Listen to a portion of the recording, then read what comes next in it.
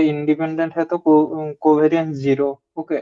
Converse is not true generally, हाँ that general means bivariate normal कितने होता है, converse is true, bivariate multivariate, दोनों तरफ से ओके। हाँ हाँ सर, मैं जनरल बात करता हूँ, मतलब एक्स एंड वाई इंडिपेंडेंट है तो कोवेरियंस 0।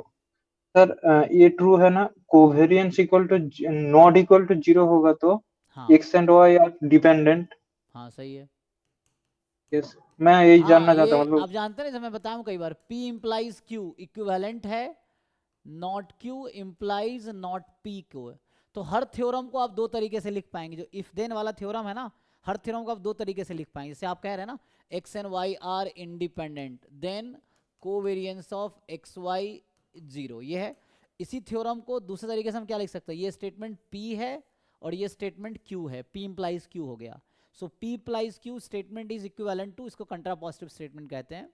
तो ये होगा, इसी को दूसरे तरीके से इसी थ्योरम को मैं लिख सकता हूं कि covariance of X Y is not 0 implies X and Y are not independent. दोनों का कन्वर्स ट्रू नहीं है। जैसे इंडिपेंडेंट है तो कोवेरियंस 0 है, कोवेरियंस 0 है जरूरी नहीं इंडिपेंडेंट होगा। अच्छा, अगर कोवेरियंस नॉन 0 है तो नॉट इंडिपेंडेंट की गारंटी, मतलब डिपेंडेंट होने की गारंटी है। लेकिन अगर डिपेंडेंट है तो जरूरी नहीं है कि कोवेरियंस नॉन 0 ही होगा।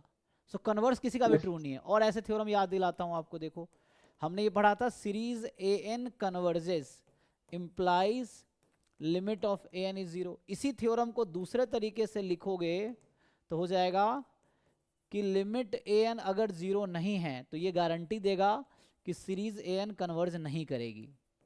यस।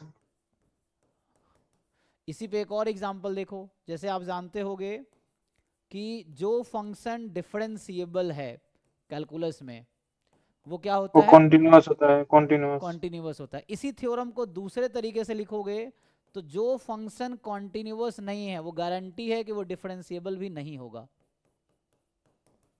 Okay sir.